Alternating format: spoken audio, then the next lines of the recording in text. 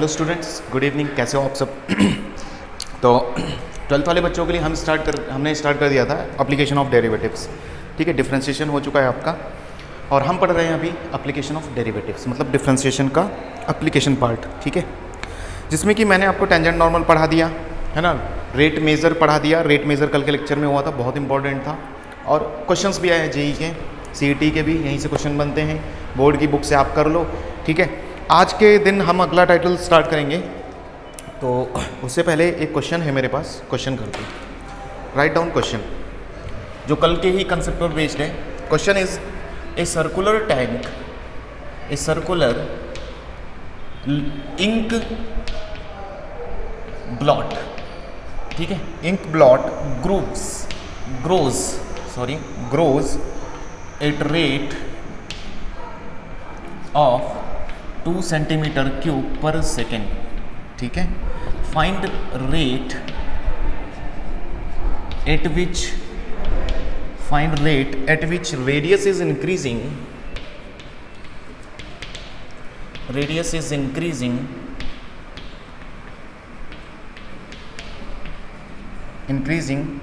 after 2 सही 6/11 second, question mark. ठीक है, हमारे पास ये क्वेश्चन है। क्वेश्चन में पूछा जा रहा है कि भाई एक इंक का वो धब्बा होता है ना, जैसे इंक स्याही कहीं पर कागज़ पर गिर जाए तो धीरे धीरे बढ़ता है, एक्सपेंड करता है। आपके साथ हुआ हो तो आपने देखा होगा कि कहीं पर भी इंक का अगर कागज़ पर गिर जाए तो वो फैलता है ना, फैलता है। तो वही सीन है कि सर्कुलर इंक लिखो यहाँ पर, ink blot grows at rate of 2 centimetre cube per second, मतलब इससे रेट से बढ़ रहा है। अच्छा, इसको देख के क्यूब है ये, नहीं स्क्वायर होगा, सॉरी मिस्टेक है, स्क्वायर कर लो 2, क्योंकि एरिया की बात की जाएगी यहाँ पर। यहाँ बेसिकली वॉल्यूम नहीं है, क्योंकि 2D में बढ़ता है ना, एक्स और वाई। अच्छा, तो इसका मतलब ये क्या दिया है, dA/dt। ठीक है ना, सर्कुलर है, 2 सेंटीमीटर स्क्वायर पर सेकेंड, इससे बढ़ रहा है। Find rate at which the radius is increasing after 2। किसका रेट चाहिए, रेडियस के इंक्रीज होने का। इट मीन्स आपसे डिमांड कर रहा है कि आप dr/dt लेके आओ, है ना।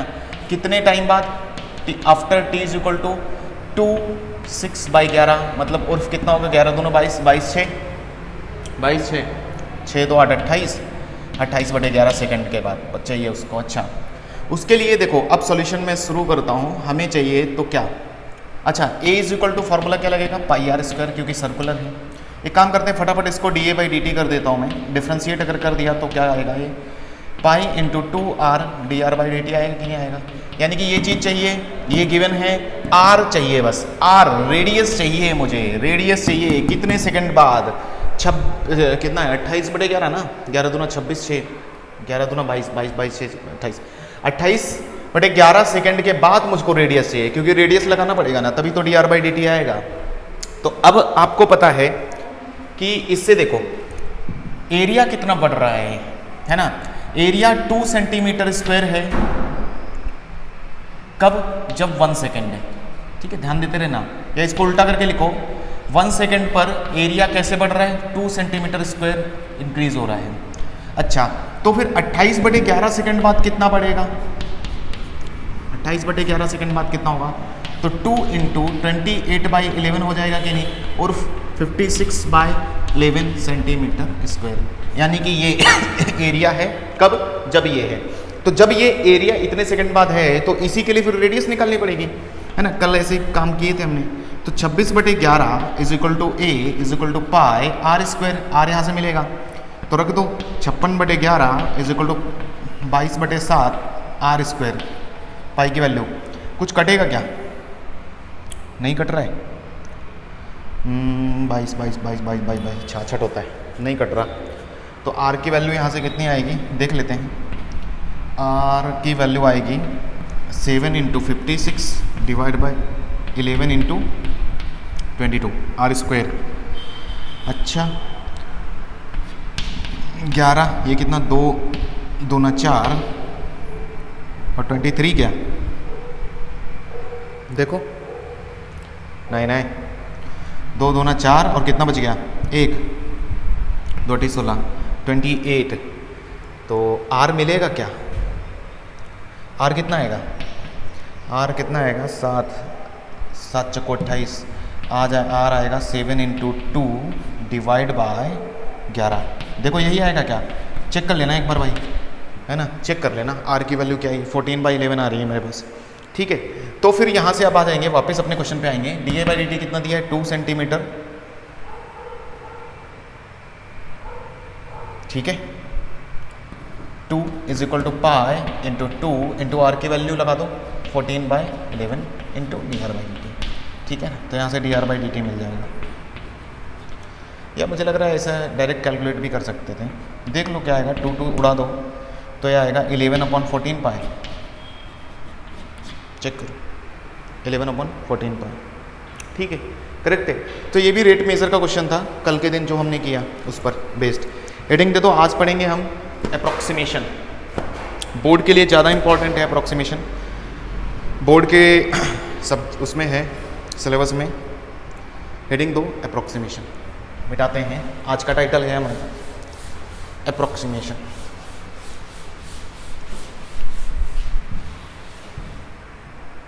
हेडिंग दो अप्रॉक्सीमेशन।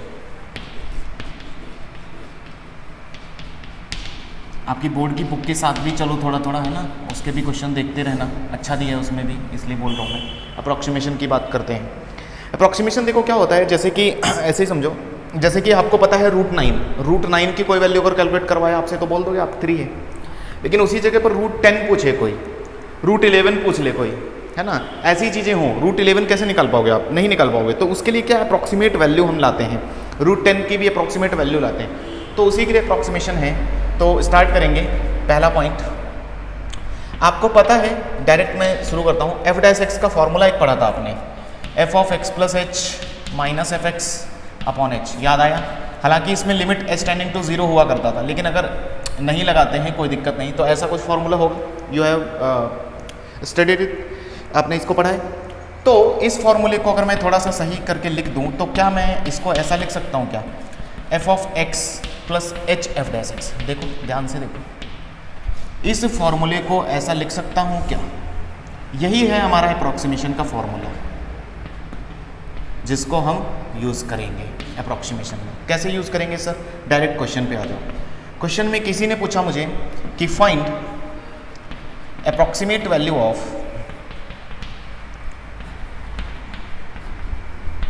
√10। चलो यहीं से शुरू करते हैं। √10।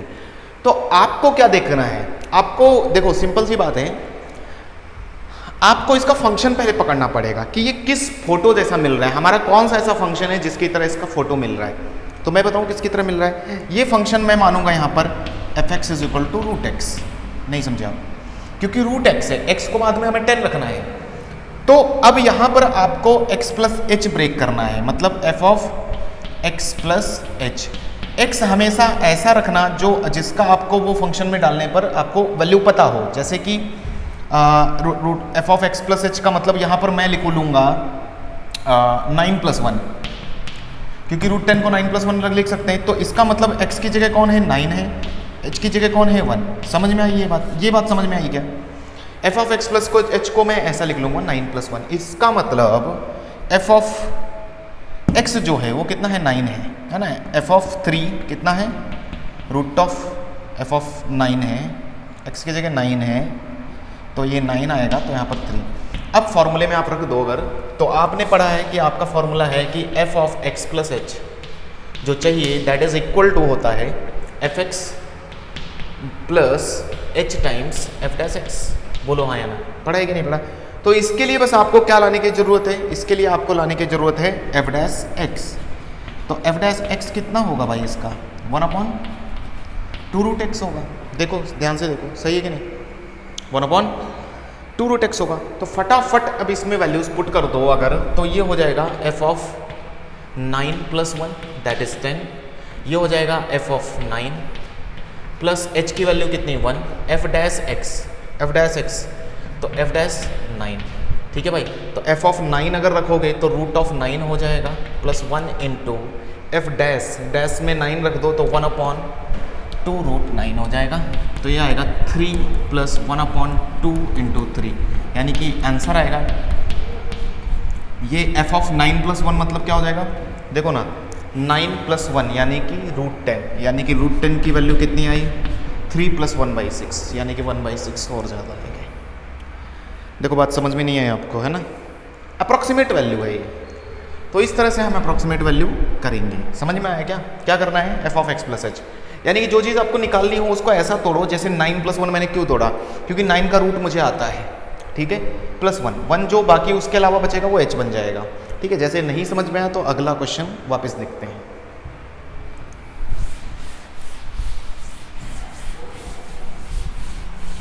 देखो अगला क्वेश्चन, जैसे अगला मैं लेता हूँ, क्वेश्चन आया फाइंड अप्रॉक्सीमेट, आपके बोर्ड की बुक में बहुत सारे क्वेश्चन मिलेंगे, अप्रॉक्सीमेट वैल्यू ऑफ कुछ भी ले लो 29 की पावर 1/3, ठीक है। 29 की पावर 1/3 निकाल सकते क्या, नहीं निकाल सकते, लेकिन 27 की पावर 1/3 मुझे पता है कितना होता है, 3 होता है। तो पहले आपको लिखना होता है इसके अकॉर्डिंग फंक्शन, ये किस फंक्शन की तरह दिख रहा है, ये दिख रहा है x की पावर 1/3 की तरह, ठीक है। हम x को बाद में रखेंगे, तो f ऑफ डैश x कितना हो जाएगा फिर 1/3, क्योंकि उसकी ज़रूरत पड़ेगी 1/3 - 1 दैट इज़ 1/3 x की पावर -2/3, ये आई बात। अच्छा फार्मूला तब तक मैं साइड में लिख दूंगा, आप भी बोर्ड में ऐसा करोगे, fx + h f'(x), है ना। अब बस इसको क्या करना है आपको, इसको देखकर f ऑफ x + h सोचना है। तो आप इसको लिखने वाले हो 27 + 2 की पावर 1/3। तो अगर कंपेयर करोगे तो आप पाओगे कि x की जगह कौन है भाई 27 और h की जगह कौन है 2 है, भर दो उसमें। तो ये आएगा f ऑफ 27 + 2 × f'(27), फटाफट करोगे तो f ऑफ 27 मतलब इसमें रखोगे तो 27 की पावर 1/3 + 2 f' में रखोगे तो 1/3 27 की पावर -2/3, सॉल्व करोगे तो ये आएगा 3 + 2/3 इंटू, इसको देखो कितना हो जाएगा 1/3 मतलब माइनस का 1/3 मतलब 1/3 का स्क्वायर। देखो सॉल्व करो यही आएगा क्या, चेक कर लेना। तो हो गया 3 + 2/27 आंसर, अप्रॉक्सीमेट वैल्यू।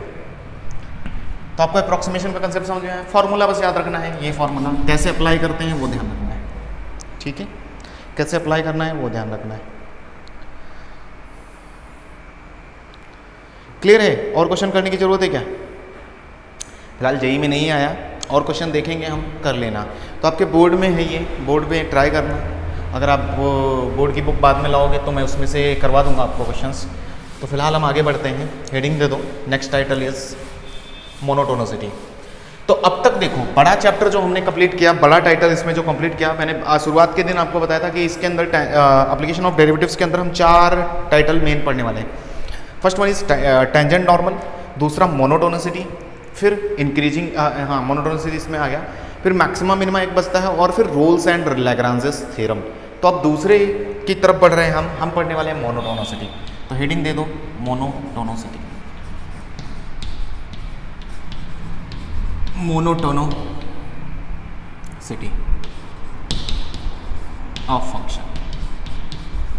तो किसी भी फंक्शन की मोनोटोनिसिटी क्या होती है, मोनोटोनिसिटी का मतलब होता है कोई फंक्शन कब इंक्रीज करेगा कब डिक्रीज करेगा ये जानना, ठीक है। मोनोटोनिसिटी का मतलब है कि कोई भी फंक्शन कब इंक्रीज करेगा कब डिक्रीज करेगा ये जानना, ठीक है भाई।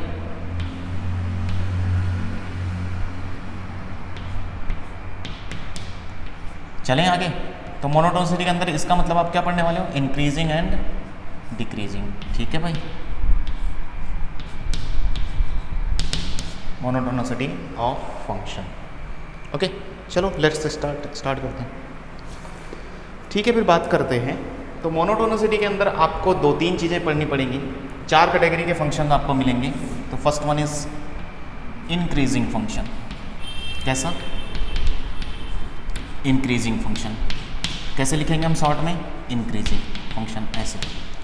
दूसरा आएगा स्ट्रिक्टली इंक्रीजिंग फंक्शन,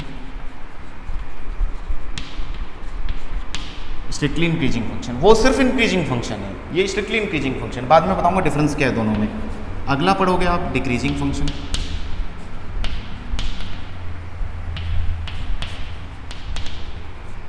ठीक है। नेक्स्ट आप पढ़ोगे strictly decreasing, strictly decreasing function, ठीक है भाई। ये चार चीज़ें लगभग आप बेसिकली पढ़ने वाले हो, और भी बहुत सारी चीज़ें बाद में पढ़ोगे, छोटी छोटी बातें आती जाएंगी, मैं बताता जाऊँगा। तो इन शॉर्ट आपको ये चीज़ें पढ़नी है, ठीक है। तो स्टार्ट करें फिर, फर्स्ट से लिखो, हेडिंग दे दो increasing function, increasing function.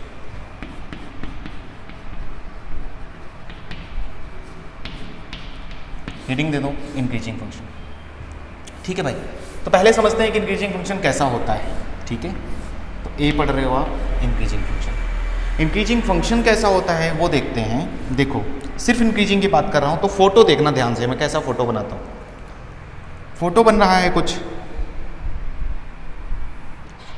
Increasing को एक और तरीका बताया था मैंने आपको पहचानने का, कि लेफ्ट टू राइट आप मूव करो, लेफ्ट टू राइट आप बढ़ो एक्स में, तो आप अगर आपका फंक्शन ऊपर की तरफ जाता हुआ दिखाई दे तो क्या बोला जाएगा, इंक्रीजिंग फंक्शन। ये सिंपल सा एक पहचानने का तरीका है। लेकिन अभी हम बात कर रहे हैं सिर्फ इंक्रीजिंग फंक्शन की, ठीक है। तो इंक्रीजिंग फंक्शन क्या होता है वो समझेंगे। अब ये मान लेते हैं हमारा कोई फंक्शन है एफ एक्स है, जिसको मैंने जानबूझकर फोटो मैंने ऐसा बनाया है, ठीक है, ताकि आपको देखें कि ऊपर भागता हुआ दिख रहा है। अच्छा, अब इसमें क्या करता हूँ मैं, ये पॉइंट को मान लेता हूँ ये मेरा x1 पॉइंट है, कुछ होगा x1 है ना। अच्छा, कहीं थोड़ी दूर पर और एक पॉइंट ले लिया मैंने x2, ठीक है। आपको नजर आ रहा है क्या कि x2 बड़ा है x1 से, क्योंकि यहाँ से यहाँ तक की डिस्टेंस ज़्यादा है, यहाँ से यहाँ तक की डिस्टेंस कम है, तो x2 is greater than x1, ये बात समझ में आ रही है। अच्छा, अगर x1 के अकॉर्डिंग वैल्यू देखी जाए तो क्या वैल्यू लिखोगे आप, f ऑफ x1, और इसी प्रकार अगर इसके अकॉर्डिंग वैल्यू लिखी जाए तो यहाँ पर वैल्यू क्या होगी फंक्शन की, f ऑफ x2 होगी। अच्छा, थोड़ी देर के लिए ये फंक्शन कांस्टेंट भी हुआ है। कांस्टेंट का मतलब समझ रहे हो कि कांस्टेंट होने का मतलब थोड़ी देर के लिए यहाँ पर f dash x equal to 0 भी हुआ है। कांस्टेंट होना मतलब कुछ देर के लिए फंक्शन स्टेबल हो गया, कांस्टेंट हो गया थोड़ी देर के लिए, उसके लिए क्या होता है, f डैश x 0 होता है। अच्छा, तो अब यहीं से हम पॉइंट में बोलूँगा, जैसे पहली चीज़ आपको क्या नज़र आ रही है कि x2 बड़ा है x1 से, बड़ा है कि नहीं, सब दावा कर सकते हैं कि x2 इज ग्रेटर देन और इक्वल टू। और इक्वल टू क्यों लूँगा, क्योंकि हो सकता है बहुत छोटा भी गैप हो सकता है। अगर मैंने x1 यहाँ माना होता, x2 यहाँ माना होता, तो फिर बराबर लेना पड़ सकता था ना। तो इसलिए यहाँ पर इक्वल टू की कहानी चलेगी, x2 greater then x1 if, यहाँ लिखूँगा इफ़, अगर किसी फंक्शन में किसी भी एक पॉइंट कोई एक जगह बड़ी है दूसरे से, और उन दोनों को आपने फंक्शन अगर लगाया और इनइक्वलिटी नहीं पलटी, सेम इनइक्वलिटी वही होल्ड कर रही है, पहले भी एक जगह फंक्शन में भी बताया, सेम फंक्शन चिपक गया जाकर उन पर, देन इट इज, देन हम बोलते हैं एफ इज। ये जब भी पॉसिबल है जब एफ क्या सा हो, इंक्रीजिंग फंक्शन। पहली चीज, पहला पॉइंट इंक्रीजिंग फंक्शन का। दूसरा पॉइंट ये कि any function, any F X is set to be increasing function if अगर उसका डैश मतलब उसका फर्स्ट डेरिवेटिव रहना चाहिए ग्रेटर देन इक्वल टू 0, ठीक है ना। अगर उसका f dash X greater than equal to 0 बना हुआ है, then F X is set to be increasing function. दूसरी बात, ठीक है, ये दो बातें इंपॉर्टेंट हैं, ये आप बिल्कुल लिख के रखो, सही है कि नहीं भाई, ठीक है। इंक्रीजिंग फंक्शन के लिए समझ में आया। अच्छा, इसी प्रकार मैं दूसरा उठाता हूँ, दूसरा लेते हैं, स्ट्रिक्टली इंक्रीजिंग ले लेता हूँ, है ना, इफ एफ एक्स। अच्छा, यहाँ पर लिख भी लो increasing function in close A to B ले लो, कोई बात नहीं, इंटरवल में देख रहे हैं हम, अगर इंटरवल में देख रहे हैं तो इंटरवल में देख रहे हैं तो कुछ नहीं है, मान लो यहाँ पर ए है और इधर लास्ट में बी है, बस कुछ नहीं। इफ अगला है सॉरी डिक्रीजिंग, सॉरी अरे स्ट्रिक्टली, सॉरी है ना, strictly increasing function in close A to B. तो क्लोज ए टू बी में अगर स्ट्रिक्टली इंक्रीजिंग है तो क्या होगा, स्ट्रिक्टली इंक्रीजिंग का फोटो देखो कैसा बनेगा। स्ट्रिक्टली इंक्रीजिंग का फोटो बनेगा साहब ऐसा, वो फंक्शन थोड़ी देर के लिए भी कांस्टेंट नहीं होगा, वो सीधा ऊपर की तरफ भागता हुआ दिखेगा। ये यहाँ क्या हुआ, थोड़ी देर के लिए कांस्टेंट भी हुआ है, इसमें कहीं पर भी f dash X equal to 0 नहीं पाया जाएगा। तो इसमें अगर बात की जाए, ये a है, इंटरवल में देख रहे हैं, ये b है, and this function is f(x), और मान लेते हैं कि कहीं पर x1 पॉइंट है और कहीं पर x2 पॉइंट है, तो x1 के अकॉर्डिंग f ऑफ x1 है, x2 के अकॉर्डिंग f ऑफ x2 है। तो अब इस फोटो को देखकर आपको क्या क्या चीज़ें नज़र आ रही हैं? तो पहली चीज़ क्या नज़र आ रही है? पहली चीज़ नज़र आ रही है कि x2 आज भी x1 से बड़ा है, तो लिखेंगे if x2 greater then x1, only greater than, यहाँ बराबर नहीं लूँगा मैं क्योंकि ऐसा कोई भी मौका नहीं आएगा इस ग्राफ में कि x2 x1 के बराबर थे। वो कब होगा? जब कांस्टेंट हुआ, और कांस्टेंट हुआ नहीं, तो x2 ग्रेटर देन x1 है ना, if x2 and this employees, और आपने इसको fx लगाया और fx ने भी साइन चेंज नहीं किया फंक्शन के लगने पर, तो देन हम बोलेंगे then fx is increasing. fx is strictly, word use करेंगे हम, स्ट्रिक्टली इंक्रीजिंग फंक्शन, ठीक है। तो स्ट्रिक्टली फंक्शन। दूसरा पॉइंट इसमें सेम कैटेगरी में, सेम तरीके से दूसरा पॉइंट कि if fx set to be, fx set to B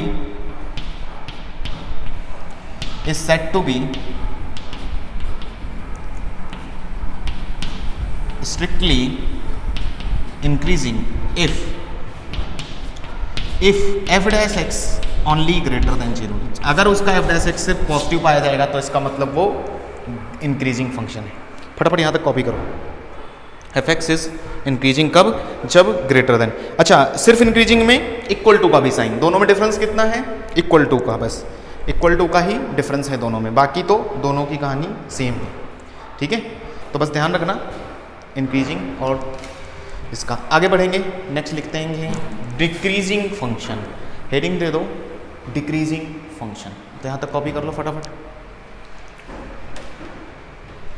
decreasing function. C point is decreasing function, ये मिटा दो।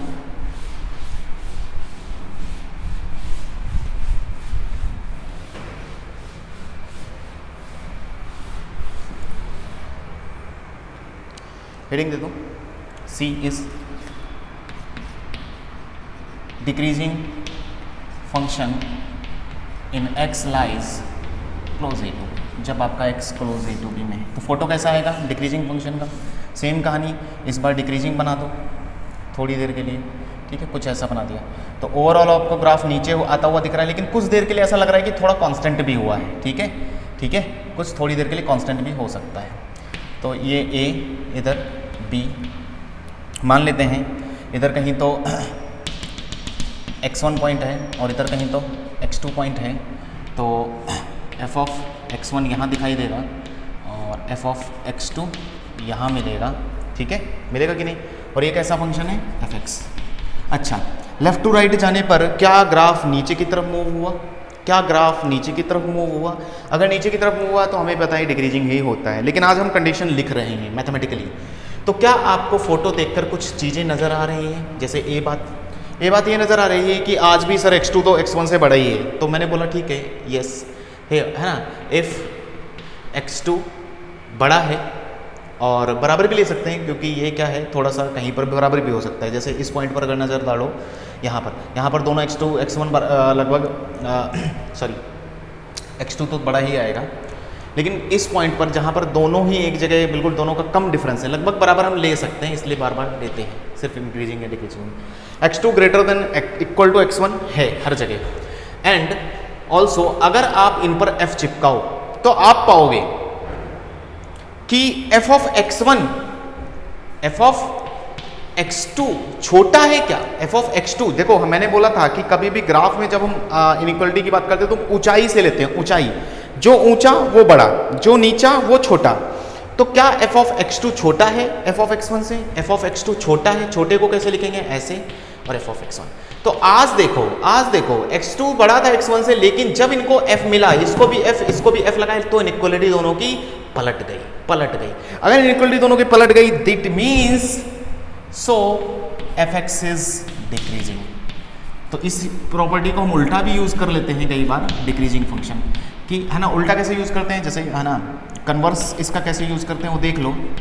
कन्वर्स यूज़ करना देख लो कैसे होता है कि अगर आपको पता चले कि x2 ग्रेटर देन x1 है, ठीक है, एंड आपको पता चल जाए f इज डिक्रीजिंग, हालांकि ये बढ़ाया है मैंने, f इज डिक्रीजिंग, तो आप जब इसको फंक्शन लगाओगे तो इनइक्वालिटी पलटेगी। कैसी पलटेगी इनइक्वालिटी, समझ में आया ये बात, समझ में आई ये बात, ये बात है यहाँ पर, ठीक है। इसका उल्टा भी है ना, और या फिर ऐसे समझो कि कल को f of x2 less than equal to लिखा है f ऑफ x1, मान लो तो लेट, है ना, लेट ऐसा लिखा है और आपको पता चल गया कि f इज डिक्रीजिंग, आपको पता है f इज डिक्रीजिंग, तो जब आप फंक्शन उखाड़ोगे, इसका फंक्शन हटाओगे, तो आप जब फंक्शन हटाओगे तो इक्वलिटी फिर से पलटेगी। समझ में आया बी बात, इसी के अंदर बी बात, any function any fx set to be decreasing function if f dash x is less than equal to 0। अगर f dash x equal to less than equal to 0 बना रहेगा तो इट इज डिक्रीजिंग। फटाफट आ जाओ, strictly decreasing. अगला है D, यहीं change कर देता हूँ मैं, वर्ड यूज़ करता हूँ strictly decreasing function in x2 a to b। तो क्या होगा, बस मेरे लिए डायग्राम चेंज होगा। फटाफट आप लिखो, ये वाला कॉपी करो, बाकी लगभग चीज़ें बहुत कम चेंज होंगी। तो स्ट्रिक्टली डिक्रीजिंग कैसा आएगा, लगभग ऐसा, ये function left to right move करने पर नीचे की तरफ जा रहा है, ठीक है। हम बात कर रहे हैं इंटरवल a और b में, तो मान लेते हैं कहीं x1 है और कहीं x2 है। आप ही बताओ f ऑफ x1 ऊंचा पाया जाएगा f ऑफ x2 से, है कि नहीं?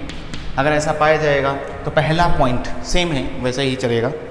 इफ क्या दिख रहा है आपको, x2 बड़ा दिख रहा है ना x1 से, यस बड़ा दिख रहा है, तो x2 से बड़ा है, इक्वल का कॉन्सेप्ट नहीं रहेगा। तो आपको पता चला जब x2 बड़ा है लेकिन f ऑफ x2 नीचा है f ऑफ x1 से, f ऑफ x2 नीचा है f ऑफ x1 से, सो fx is decreasing function. Yes, converse इसका उल्टा हटा दो, बस सेम कहानी है ना। f is strictly decreasing, strictly word बढ़ा देना यहाँ पर, स्ट्रिक्टली, ठीक है ना भाई। ओके। अच्छा, इसी प्रकार इधर भी इक्वल का साइन हटा दो, बस इक्वल का साइन हटाते ही वो स्ट्रिक्टली बन जाता है। Any function set to be strictly decreasing function if f dash x less than 0, f dash x less than 0। फटाफट कॉपी कर लो, ठीक है। फिर क्वेश्चन पे आते हैं। तो ये 4 पॉइंट आपको ध्यान रखने हैं। हिल गया क्या? सही है, ठीक है। इसको बांधा नहीं इधर, वो कैमरा हिल सकता है, ठीक है, कोई बात नहीं, ठीक है। आगे चला जाए, चलो फिर आगे बढ़ते हैं। तो अब इनके क्वेश्चंस की बारी है कि अब हम क्वेश्चन देखते हैं कि कैसे आते हैं क्वेश्चंस इंक्रीजिंग डिक्रीजिंग के बारे में। तो फिलहाल 4 बातें इसका मतलब आपको समझ में आई। फटाफट अगर मैं शॉर्ट आपसे बातें कर लूँ कि हम पढ़ रहे हैं इंक्रीजिंग फंक्शन, हम पढ़ने जा रहे हैं डिक्रीजिंग फंक्शन, हम पढ़ने जा रहे हैं स्ट्रिक्टली इंक्रीजिंग फंक्शन की बात होगी हमारे लिए बात होगी स्ट्रिक्टली डिक्रीजिंग फंक्शन की, है ना भाई। तो फटाफट इनकी बातें लिख लो कि इन शॉर्ट आपको क्या समझ में आया, ठीक है। समझ में यह आया कि अगर फंक्शन इंक्रीजिंग होगा तो भाई पहली चीज़ ये कि अगर x1 greater than equal to x2 है तो f of x1 greater than f of x2 होता है इंक्रीजिंग के केस में, इंक्रीजिंग फंक्शन में। बी बात ये समझ में आई कि उसका डिफरेंशिएशन हमेशा ग्रेटर देन इक्वल टू 0 रखा जाता है, पहली चीज़, ठीक है ना। ये इंपॉर्टेंट चीज़, एकदम इंपॉर्टेंट, ठीक है ना। डिक्रीजिंग फंक्शन के लिए क्या समझ में आया, ए पॉइंट ये समझ में आया कि if x1 greater than x2 है तो अगर उसको f चिपकाएंगे तो इनइक्वालिटी पलटता है ना भाई, पलटता है। बी बात क्या समझ में आई, बी बात सर ये समझ में आई कि f डैश x अगर उसका करेंगे तो लेस देन इक्वल टू 0 उठा के पटकना है इसको, ठीक है, ओके। स्ट्रिक्टली इंक्रीजिंग में क्या समझ में आया सर, स्ट्रिक्टली इंक्रीजिंग में ये समझ में आया कि x1 ग्रेटर देन x2 है तो उसको f जब चिपकाएंगे तो इक्वलिटी नहीं पलटेगी, बस इधर इक्वल हटा देना बस, ठीक है ना। और f डैश x को उठा के हम कैसा पटकेंगे, ओनली ग्रेटर देन, अगर उसने स्ट्रिक्टली बोल दिया है तो, ठीक है। अच्छा, डिक्रीजिंग के लिए फिर क्या, डिक्रीजिंग के लिए भी सेम लेस देन हो जाएगा, और अगर उसको फंक्शन चेक करेंगे तो इनइक्वलिटी पलटता है, बस इतनी बात ध्यान रखना। बी, फिर इसके लिए क्या पटकेंगे, F dash X less than 0 पटक देना बस। ठीक है भाई, खटाखट लिखिए, क्वेश्चन पे आते हैं।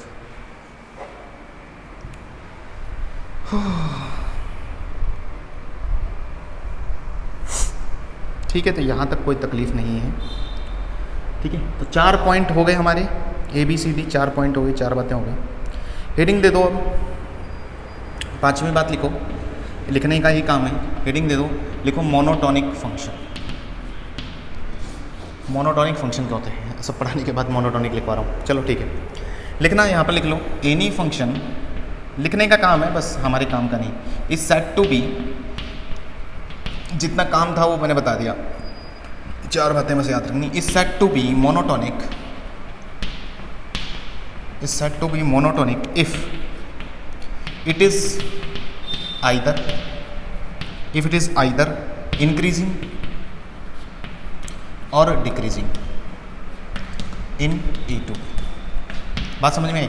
ये कहना चाह रहे हैं कि कोई भी एक मोनोटोनिक वर्ड यूज किया जाता है, मोनोटोनिक। मोनोटोनिक वर्ड से मतलब ये है कि अगर आपका फंक्शन या तो इंक्रीजिंग पाया जाए या डिक्रीजिंग पाया जाए, ठीक है भाई, या इंक्रीजिंग पाया जाए या डिक्रीजिंग पाया जाए, तो आपको फंक्शन को क्या बोलोगे, मोनोटोनिक इन बिहेवियर है ये, ठीक है ना।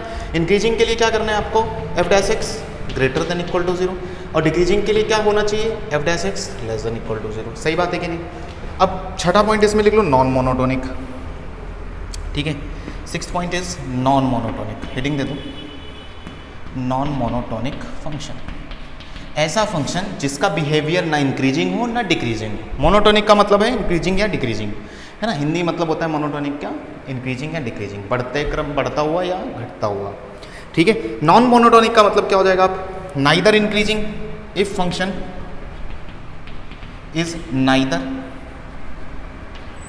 Increasing nor decreasing, neither increasing nor decreasing, then it is non monotonic, then it is non monotonic. तो इसको हम क्या बोलेंगे, नॉन मोनोटोनिक, नॉन मोनोटोनिक। यानी कि फंक्शन कैसा होगा, इसको क्या बोलेंगे, नाइदर, ऐसा in short, increasing nor decreasing, NN ऐसा। ठीक है, यानी कि इस बात को हिंदी में समझ में क्या आया, यानी कि कल को कोई फंक्शन ऐसा हो कि देखो यहाँ पर क्या बात की गई है, और लगाया है बीच में, ध्यान से समझना। मोनोटोनिक का मतलब क्या है, और लगाया है, या तो फंक्शन इंक्रीजिंग हो या फिर इन फंक्शन डिक्रीजिंग हो। मतलब क्या कि एक टाइम पर एक ही हो, कहने की बात ये है ना, कि फंक्शन या तो इंक्रीजिंग हो या डिक्रीजिंग हो, तो क्या, मोनोटोनिक, ओनली इंक्रीजिंग डिक्रीजिंग। लेकिन इसका मतलब क्या है, neither function increasing nor decreasing, then it is non monotonic. इसका मतलब ये है कि कुछ पल के लिए या कुछ x के लिए, ऐसा लिखो, पल तो ये नहीं, ये थोड़ा रोमांटिक हो जाता है, कुछ x के लिए इंक्रीजिंग पाया जाए एंड कुछ के लिए, एंड कुछ x के लिए डिक्रीजिंग। यानी कि ऐसा कोई फंक्शन तो दोनों ही अपने अंदर रख रहा है, थोड़ी देर के लिए इंक्रीजिंग भी बन रहा है, थोड़ी देर के लिए डिक्रीजिंग, मतलब हम बोल ही नहीं पा रहे भाई इंक्रीजिंग या डिक्रीजिंग। तो ऐसा किसी दिन आपके सामने आए कि आप डिसाइड ही ना कर पाओ कि वो फंक्शन इंक्रीजिंग है या डिक्रीजिंग है, तो आप उसको किस कैटेगरी में रखोगे, नॉन मोनोटोनिक फंक्शन में रखोगे। क्लियर? ओके। जैसे कि y इज इक्वल टू, जैसे एग्जाम्पल आओ लगाते हैं, जैसे कि अब एग्जाम्पल लगाते हैं, एक सेकंड मिटाता हूँ पूरा, है ना।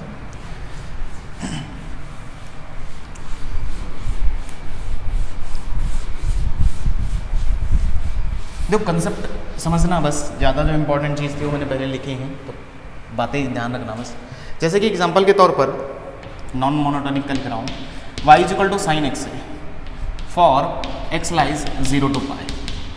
ठीक है, आओ इसका ग्राफ बनाकर देखते हैं। ग्राफ अगर इसका बनाओ तो ग्राफ 0 to पाई में ऐसा बनेगा। अच्छा, अभी 0 से पाई में देखना, 0 से चलना स्टार्ट किए तो ऊपर भाग रहा है, जा रहे कि नहीं, 0 से चल रहे तो ऊपर जा रहे हैं, लेकिन π/2 तक तो इसने इंक्रीज किया, यानी कि इतने हिस्से में इट इज इंक्रीजिंग, है ना। For x lies 0 to π/2, 0 to π/2 तक तो इंक्रीजिंग था, लेकिन फिर जैसे ही इसने π/2 क्रॉस किया डिक्रीजिंग होने लगा, नीचे की तरफ भागने लगा।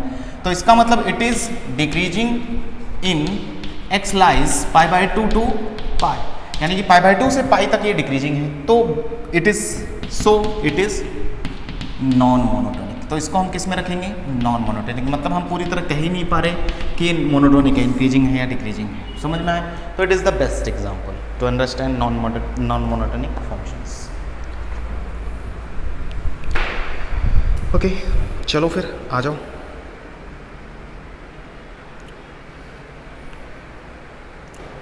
तो कुछ मैं आपके सामने फंक्शंस लगा रहा हूँ 7th पॉइंट में एग्जाम्पल, तो आपको पहचानना है वो कैसे हैं, इंक्रीजिंग है या डिक्रीजिंग है। जैसे y is equal to e की power x, second one is y is equal to ln x, third is y is equal to x square, that is, ठीक है। और इसी तरह फोर्थ लगा लो इधर, y is equal to X cube,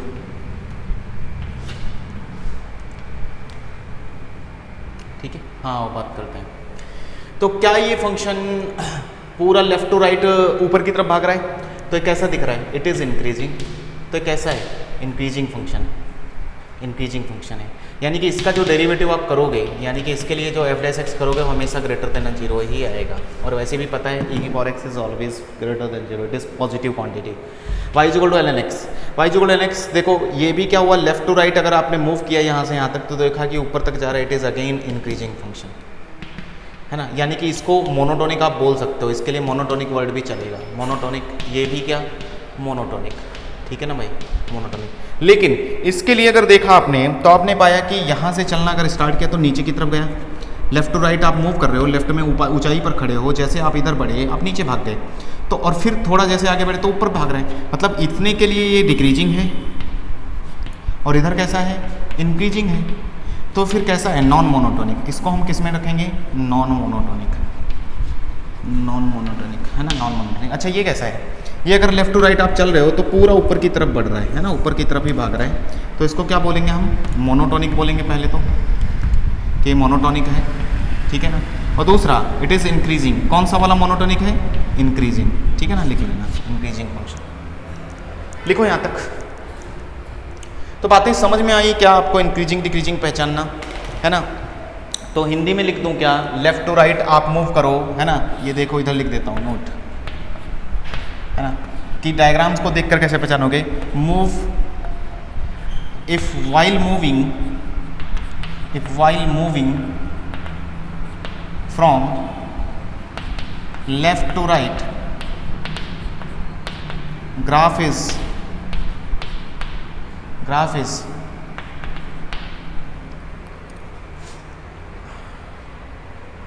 अगर लेफ्ट टू राइट आप मूव कर रहे हो, मूव करने के दौरान ग्राफ इज moving upside,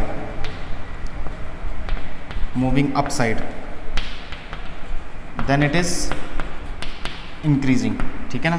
दूसरा if while moving, सेम कहानी लिख लेना, है ना, सब लिख लेना, है ना। ग्राफ मूविंग डाउनवर्ड, ऐसा लिख लेना, ग्राफ मूविंग डाउनवर्ड, सेम कहानी लिख लेना भाई। कितने होशियार हो तुम लोग, मुझे लगता है लिख लोगे। Graph moving downward then it is decreasing. बस अपनी भाषा को, अपनी समझ को, जो आपने समझा है उसको भाषा के रूप में लिख लो, चाहे तो हिंदी में लिख लो कि लेफ्ट से राइट मूव करते वक्त अगर ग्राफ ऊपर की तरफ भागे तो इंक्रीजिंग, अगर लेफ्ट टू राइट मूव करने पर ग्राफ नीचे की तरफ भागे तो डिक्रीजिंग। सिंपल सा कहानी है, ठीक है। और अगर दोनों ही काम कर रहे तो नॉन मोनोटोनिक। Clear, okay. तो अब हम क्वेश्चन करने की लेवल पे पहुंच रहे हैं कि अब हम हो सकता है हम क्वेश्चन बना सकें इसके। तो चलते हैं आगे, ठीक है। आज के दिन देखता हूँ क्वेश्चन हो पाएंगे क्या, वरना फिर कल करेंगे।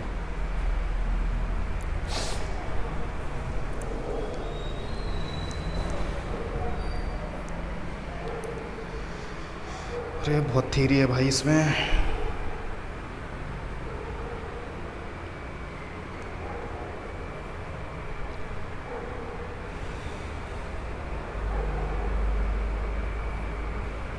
जैसे कि एक क्वेश्चन करते हैं फिलहाल आज के दिन, और लिखा है if F X and G X, if F X and G X two function such that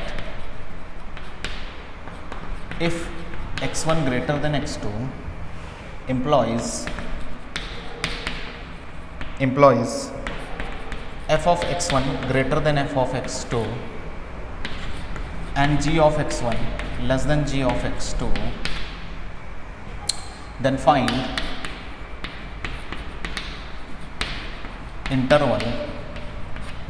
interval of x of a